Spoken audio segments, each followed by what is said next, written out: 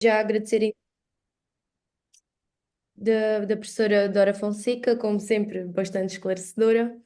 Agora vamos ter o gosto e a honra de ouvir o professor Dr. Jorge Bacelar Gouveia, licenciado em Direito na menção de Ciências Jurídico-Políticas pela Faculdade de Direito da Universidade de Lisboa, mestre em Direito na especialidade de Ciências Jurídico-Políticas pela Faculdade de Direito da Universidade de Lisboa, doutor em Direito na especialidade de Direito Público pela Faculdade de Direito na Universidade Nova de Lisboa, professor catedrático, advogado, consultor e presidente do Instituto de Direito e Segurança. Passo a palavra ao senhor. Sim, senhor. Muito boa tarde. Então, as minhas saudações. Um gosto de participar nesta iniciativa, que estou a assistir desde a primeira hora.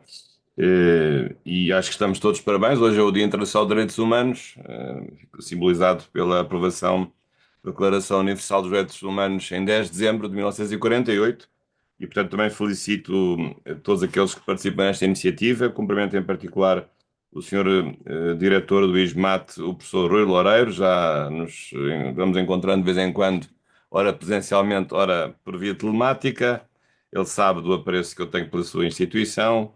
Conheço há muitos anos, visitei quando fui deputado pelo Algarve e de vez em quando apareço por aí. Ora, aqui estou uma vez mais, também, enfim, com a minha presença, a saudar a sua instituição. E também, em particular, neste caso, também saúdo e agradeço o convite que foi dirigido pelo Márcio.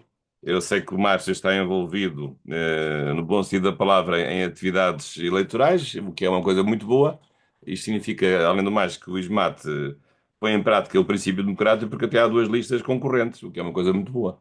E, portanto, desejo as melhores felicidades a todos. Eu não posso votar, nem me cabe aqui fazer nenhuma campanha eleitoral, mas julgo que não é inteiramente legítimo que uma das listas pudesse organizar esta iniciativa como organizou, e por isso eu também aceitei participar. E isso não significa que haja aqui qualquer preferência ou menoscabo para com a outra lista. Aliás, tem pessoas que eu também conheço. Mas, portanto, obrigado também ao Márcio, enfim, pelo seu amável convite. Fico desde, já que já fez, aliás, há bastante tempo, desde que eu estive aí em Portimão, a discutir assuntos da segurança. Eu também gostaria de cumprimentar todos os colegas que fazem parte deste painel, todos aqueles que me antecederam, também a colega doutora Andra Nova, também a doutora Marta Neves, da APAV, dar-lhes parabéns pela sua excelente intervenção, também a doutora Dora Fonseca, e gostei muito de ouvir também o vídeo da senhora Presidente do Comitê dos Direitos das Crianças das Nações Unidas. E eu aqui vou. Eu não sou um especialista em direito das crianças, isso é evidente, mas como sou constitucionalista, pode ser que seja especialista em tudo, não é? Às vezes é como os generais é sempre especialista em tudo, em generalidades, não é? Mas eu não sou general, mas também espero que tudo aquilo que vá dizer como constitucionalista possa ser alguma coisa de útil. Aliás, a professora Dora já deu alguma indicação nesse sentido. Claro que este assunto dos direitos das crianças pode ser visto de várias perspectivas. Aliás, isso já foi aqui visível, sobretudo com a intervenção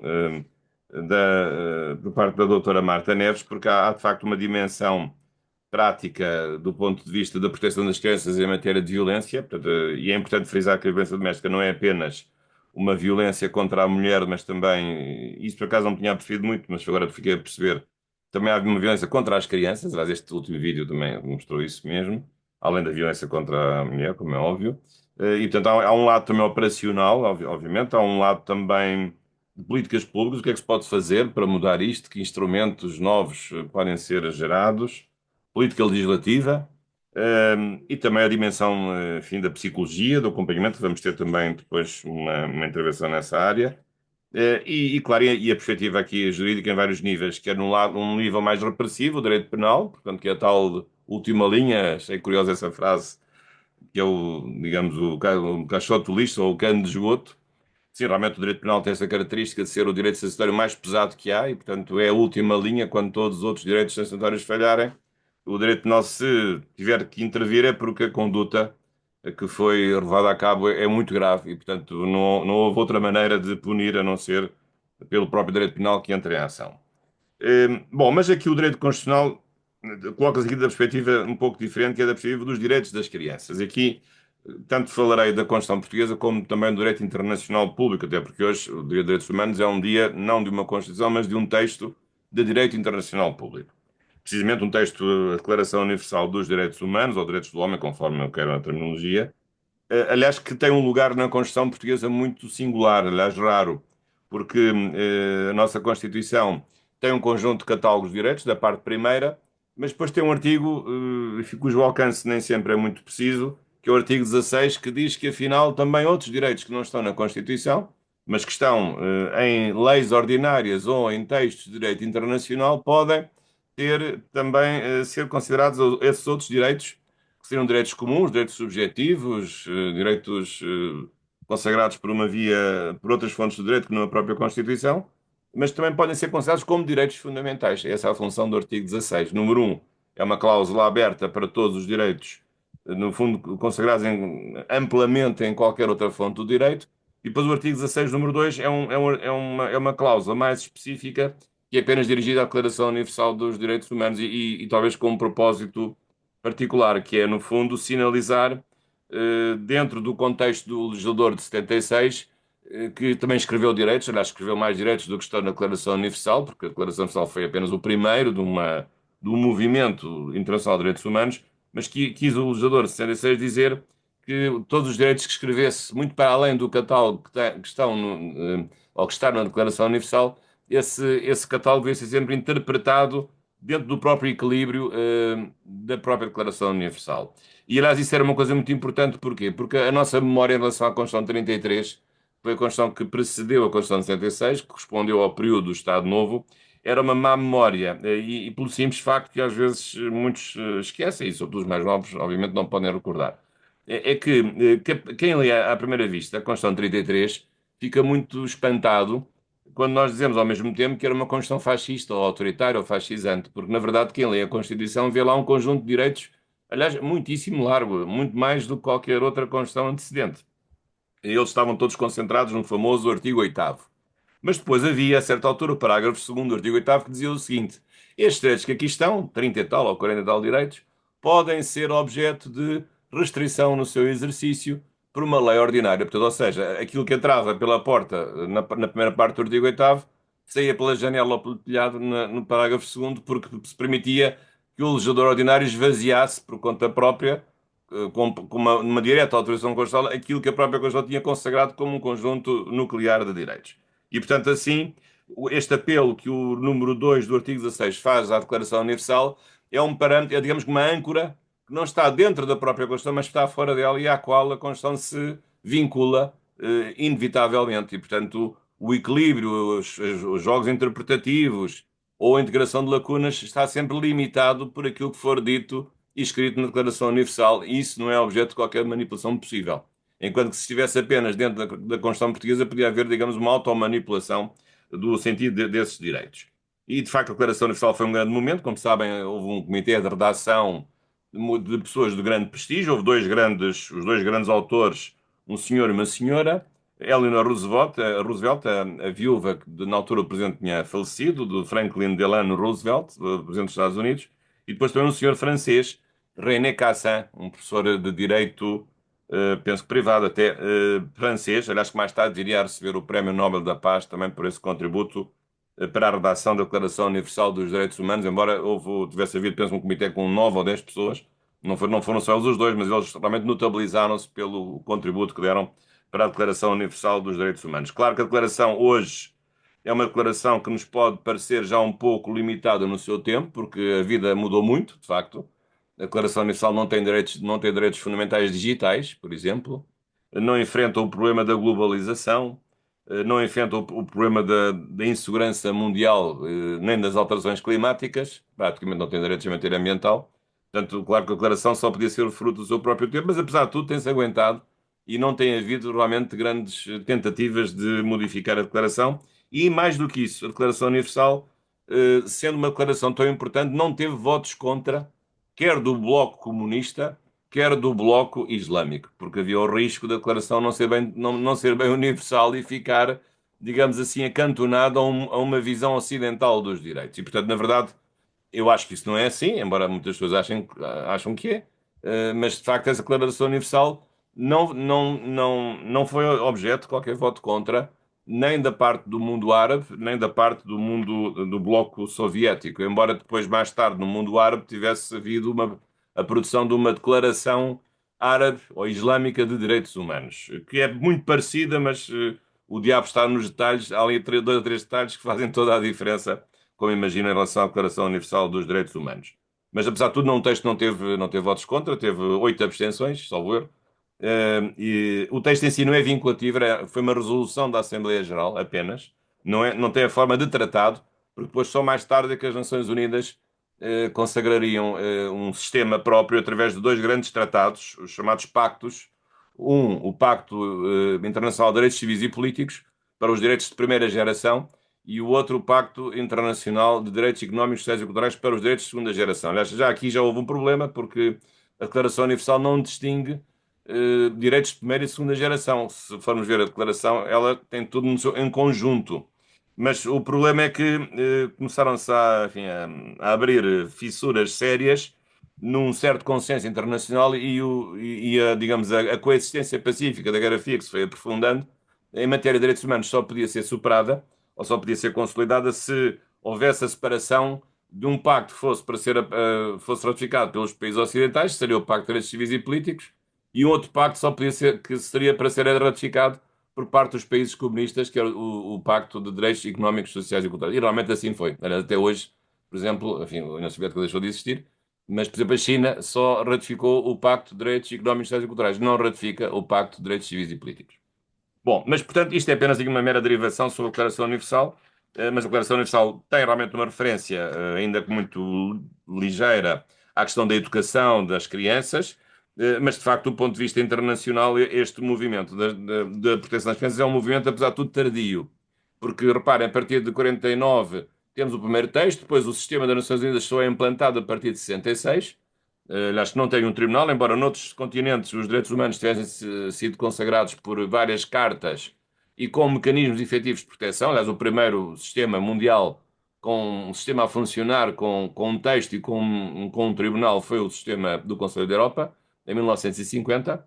Depois, a seguir, a Organização dos Estados Americanos, em 1969. Depois, a África também. Mas realmente as Nações Unidas ficaram um pouco para trás, porque, embora aparecesse a partir de 66, portanto, apesar de tudo, só logo em segundo lugar a seguir à Europa, do Conselho da Europa, mas de todos eles, hoje é o único que não tem um tribunal.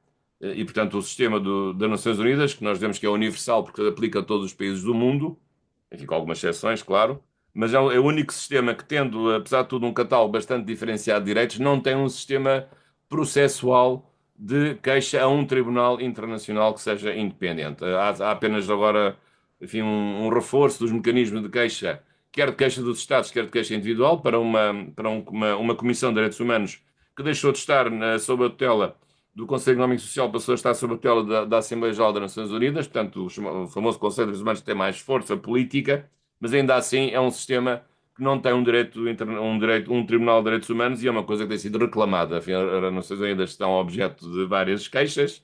Sabemos que desde logo as questões do uso da força, as coisas agora realmente estão mal, porque as Nações Unidas mostram as suas limitações, que o diga o Secretário-Geral das Nações Unidas, o Engenheiro António Guterres, mas essas limitações também são visíveis na proteção dos direitos humanos pela ausência de um Tribunal Internacional de Direitos Humanos, que num certo sentido acabou por ser resolvida em parte pela criação do TPI.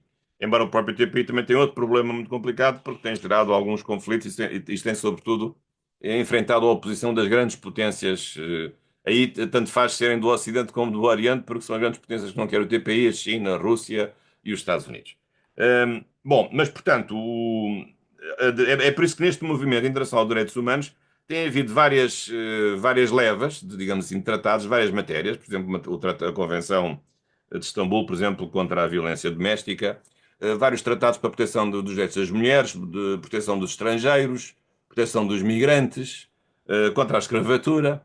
Mas nesse contexto, a proteção das crianças são dos tratados mais recentes. E precisamente a partir de 1989, de 20 de novembro, é aprovada a Convenção sobre os Direitos das Crianças. Aliás, sendo precedido antes de uma mera declaração das Nações Unidas. Primeiro houve uma declaração da Assembleia Geral e só depois é que se evoluiu para uma forma vinculativa formal de tratado internacional, que foi esta Convenção. que foi muito importante, aliás, e depois, mais tarde, houve novos protocolos adicionais. Eu friso aqui dois muito importantes, aliás, que estão na ordem do dia, infelizmente. Um deles é precisamente para a proteção das crianças no âmbito dos conflitos armados, e outro protocolo é de 2002, também uma convenção internacional para proteger as crianças da prostituição e da pornografia e do trabalho infantil.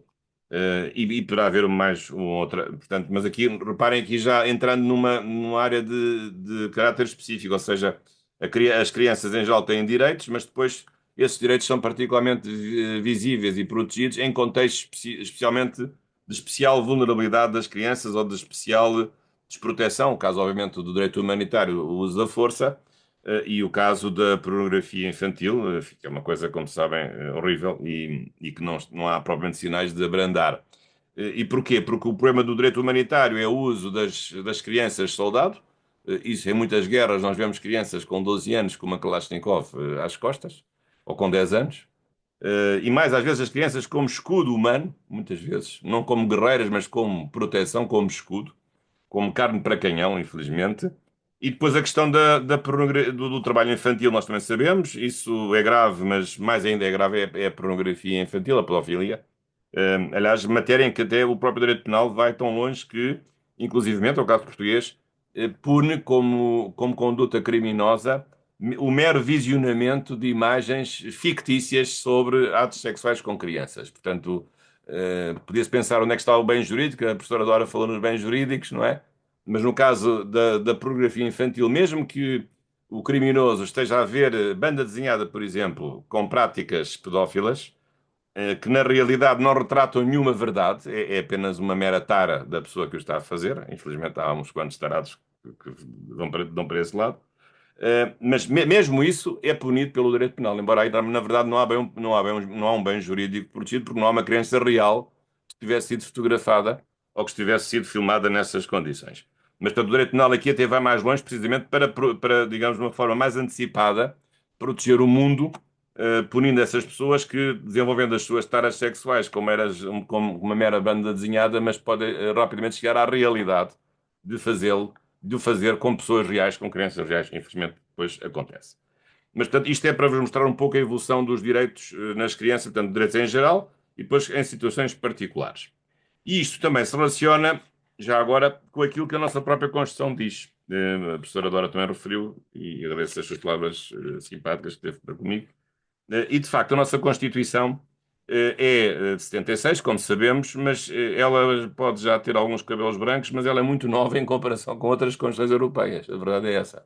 Porque as grandes Constituições europeias vieram no segundo pós-guerra, a Constituição alemã, a Grundgesetz de 49, a italiana de 47, a francesa de 58 e a portuguesa aparece aqui num tempo muito particular, que é 1976. Portanto, em que, no fundo, uma terceira leva de democratização da própria Europa, juntamente também com a própria Grécia.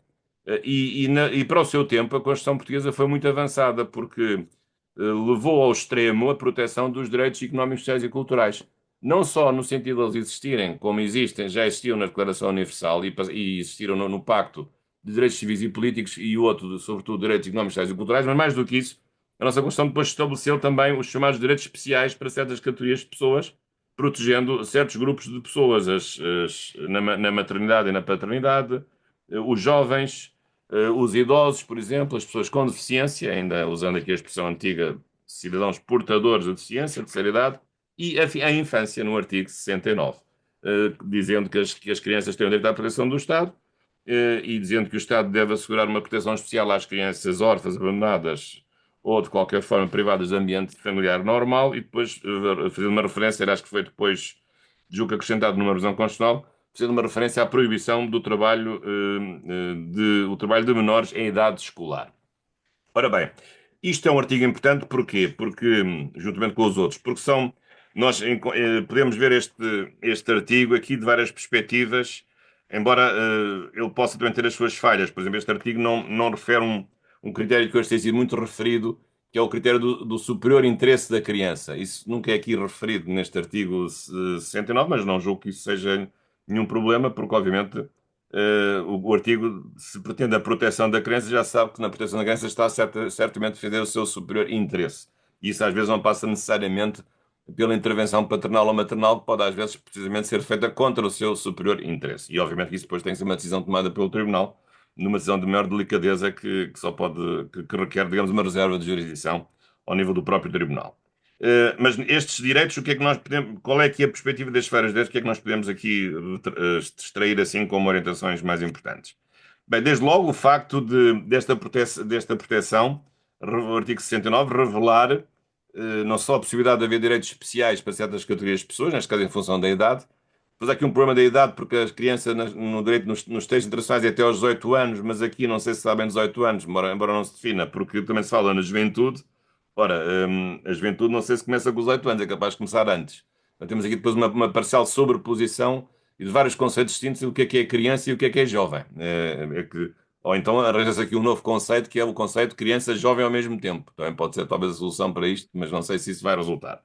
Mas quais são aqui as várias perspectivas? Por um lado, a questão de haver aqui, obviamente, um direito a prestações. Portanto, há digamos, um direito, claro que a criança tem todos os direitos comuns, chamados direitos gerais, ou direitos de todas as pessoas, direito à vida, à integridade, direito à liberdade, mas depois tem, obviamente, direitos a prestações especiais de proteção de uma forma especial que não, obviamente, que não acontece com outras pessoas por causa da sua, enfim, da sua idade, da sua imaturidade, da sua falta de autonomia e, portanto, serem objeto de proteção no abandono ou no abuso de autoridade que possa ser exercido contra elas. Este é um aspecto que eu acho muito importante. E depois também outro aspecto curioso que este artigo revela, mas que no fundo está mais na Convenção Internacional de 1989, que é no fundo dizer que a criança tem exatamente todos os vários direitos que têm os adultos em várias circunstâncias. É claro que isto depois pode levar a situações de conflito. Já se está mesmo a ver. Por exemplo, a questão de saber, por exemplo, em matéria de, por exemplo, liberdade religiosa. Às vezes já tem acontecido isso. Digamos, a lei de base religiosa diz que as crianças só dispõem de autonomia religiosa a partir dos 16 anos, a maioridade é só aos 18, e a criança só é criança até aos 18, portanto, aos 18 passa a ser adulto para efeitos legais ou maior, mas pode haver aumentação de conflito e a própria Convenção permite que, em certos casos, se perceba que a criança tem maturidade e, portanto, possa exercer decisões autónomas sem qualquer intervenção dos pais ou mesmo contra a vontade dos pais. Mas, portanto, há aqui depois um conjunto de situações concretas em que a criança tem direito a ser protegida, portanto, quer na escola, quer no acesso aos cuidados de saúde, o direito a não ser discriminada, enfim, por pertencer a uma minoria de qualquer natureza. Portanto, digamos que é aqui são um conjunto de este direito da infância ou direito das crianças, porque a Constituição usa infância e criança ao mesmo tempo, no fundo, são um conjunto, no fundo, são direitos de sobreposição aos direitos comuns. Portanto, todos têm os mesmos direitos, mas depois as crianças têm digamos, têm um direito reforçado no âmbito do direito que todos têm, mas elas depois têm um direito reforçado a uma proteção especial em certas circunstâncias. Algumas delas realmente identificadas no artigo 69, mas depois a Convenção vai muito para além disso. E porquê é que isto é importante que a Convenção exista? Porque a Convenção vai completar aqui o que diz o artigo 69, não tanto através da Declaração Universal, porque essa não adianta muito, ou não, até é menos larga do que é o artigo 69, mas aqui as convenções internacionais, em particular a Convenção sobre os Direitos da Criança, por causa do artigo 16, não o número 2, mas o número 1, vem, no fundo, criar novos direitos fundamentais para as crianças. E, portanto, hoje a criança, neste sentido mais amplo, tem direitos fundamentais muito para além daqueles que estão no artigo 69 e muito para além do pouco que está na Declaração Universal. Tem muito mais direitos que estão previstos nessa convenção e depois outras convenções especiais, como eu referi, a questão da Convenção em matéria de conflitos armados, que era a Convenção em matéria de pornografia, prostituição ou trabalho infantil. Portanto, e esses direitos, embora não estando na Declaração Universal, estão em tratados internacionais, acabam por ter o mesmo valor constitucional que daqueles que estão, dos outros direitos que são consagrados na Constituição, mas que não são direitos que sejam específicos ou especificamente atribuídos digamos, às crianças em particular, mas são atribuídos a todos os cidadãos no seu conjunto, sem cuidar de ver a sua idade ou o seu estado de desenvolvimento. Um, o que é que me parece para terminar, em geral, em relação a este assunto? Penso que Acho que tem sido feito em Portugal um trabalho importante. Acho que nós hoje temos uma percepção muito diferente em relação à proteção das crianças que não tínhamos. Talvez por boas e más razões ao mesmo tempo. Más razões porque precisamos de crianças, porque estamos num país envelhecido, mas digamos, por boas razões, porque achamos que realmente as crianças merecem a mesma dignidade e não são propriamente um objeto que se pode maltratar ou digamos, superamos uma visão, digamos, ultrapassada de uma educação repressiva que foi, enfim, de outros tempos e que hoje não faz sentido e que e as novas a nova psicologia ou a nova pedagogia mostram que esse tipo de educação não serve para afirmar, digamos, o potencial que as crianças têm. Portanto, no fundo, é esta a ideia que gostava aqui de deixar. Também, digamos, a legislação tem vindo a desenvolver-se. Aqui há um papel muito importante das comissões de proteção das crianças e jovens em risco, é verdade. Às vezes esse trabalho é mal compreendido e muitas vezes as entidades são acusadas de inércia, de omissão. Temos aqui também um colega que vai falar sobre isso. E penso que isso é uma crítica generalizada injusta. Mas também penso que aqui era importante, não temos aqui ninguém, mas aqui é que o Ministério Público também pode desenvolver um papel muito importante, porque nós achamos que o Ministério Público é só para fazer a investigação criminal, mas não. O Ministério Público tem aqui um papel muito importante de proteção das crianças, em geral, digamos, das pessoas desvalidas. É uma função do Ministério Público que nós muitas vezes esquecemos, ou como advogado do Estado, ou como protetor dos interesses difusos, mas aqui não são interesses difusos, são coisas muito concretas, são os direitos das crianças. Ora, não vejo aqui muito ativo o Ministério Público, pelo menos naquilo que eu sei, eu não sou um especialista nem advogado nestas áreas, mas não estou a ver o Ministério Público muito fadado para este tipo de intervenção, visto que está, hoje mais do que nunca, até pela pressão da comunicação social, um pouco obcecado com as questões apenas de natureza criminal. E eu percebo porque é que está obcecado, porque realmente as coisas não têm corrido muito bem, de facto.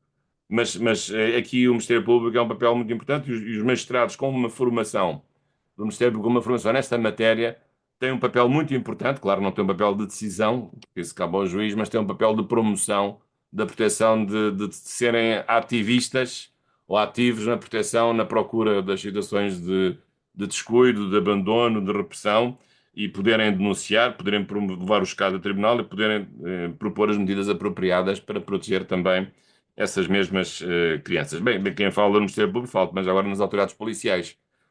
O aspecto em que eu acho que as coisas estão um pouco melhor, porque as polícias hoje têm, no âmbito daquilo do chamado policiamento de proximidade, as forças policiais, quer da GNR, quer da PSP, têm tido cada vez mais cuidado em lidar com os problemas da juventude ou da infância, a proteção nas escolas, a ensinar os jovens a protegerem-se dos gangues, aliás, crimes que estão a aumentar substancialmente, é das áreas mais perigosas neste momento, tem aumentado mais, são os crimes dos gangues juvenis. Eu não sei agora se estes juvenis aqui são bem crianças ou já são adultos, é que estão ali nos 15, a 6, a 7 anos, por aí. Portanto, são crianças em parte.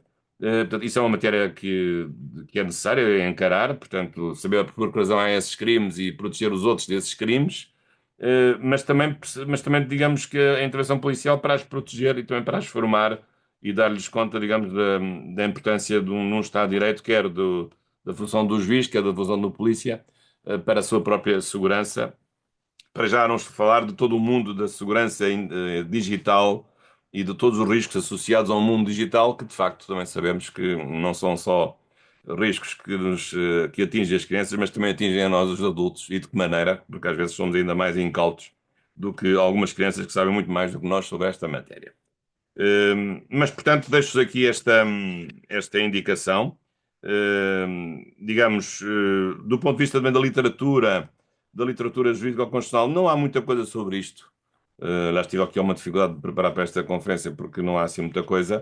Há, sobretudo, muita coisa da perspectiva ou do direito da família ou da perspectiva do direito penal, mas propriamente da perspectiva, digamos assim, dos direitos e dos princípios que devem animar este ramo de direito, não há muita coisa. Por acaso, a Faculdade de Direito da Universidade Nova de Lisboa até a partir de janeiro tem uma pós-graduação sobre os direitos das crianças. É uma área que começa a despontar. Aliás, no direito da família, nos últimos anos, tem aparecido, coisa que quando eu estudei da família era impensável, tem aparecido também muito o direito dos jovens e os direitos das crianças como um ramo autónomo dentro do direito da família, o direito da proteção dos jovens e das crianças, ou o direito também dos idosos, por exemplo, também levanta questões diferentes, mas portanto deve haver aqui uma segmentação da proteção das pessoas em função da sua própria idade. Mas é bom que haja esta especialização e haja também este interesse, claro, num risco de uma certa fragmentação de toda a ordem jurídica, mas ela acaba por ser necessária porque cada vez há mais normas e não podemos ser especialistas em tudo e temos que realmente ir canalizando o nosso esforço para certas áreas. Mas, portanto, vou ficar por aqui e dou os meus parabéns a esta iniciativa, aliás, em que participo com muito gosto, ainda que à distância, e dar uma vez mais os parabéns e também felicitar o ISMAT, enfim, no seu trabalho de afirmação e desenvolvimento. Sei que não é fácil, enfim, estar numa periferia, embora privilegiada, é sempre muito difícil, mas eu acho que com a pertinácia do professor Rui Loureiro e com a capacidade também dos dirigentes da Universidade de Lusófona de levarem por diante este projeto, que se mantém firme e que se vai desenvolvendo, isso deixa-me muito feliz, porque sempre achei que este projeto era indispensável também para o desenvolvimento do Algarve e, neste caso, também para o direito, sendo, penso que o único curso de direito que há a sul do Tejo, e já houve outros que se fecharam, mas este mantém-se e ainda bem. Penso que isso é uma excelente notícia. Muito obrigado e muitas felicidades. Ainda vou ficar aqui a ouvir um pouco, não sei se ficarei até ao fim, não me leve a mal. Daqui a pouco o Sporting vai jogar. Eu gostava de ver, não gostava de ver uma nova derrota, vamos ver. Mas vou ficar por aqui. Penso que isto vai terminar ainda antes do jogo começar. Muito obrigado e felicidades.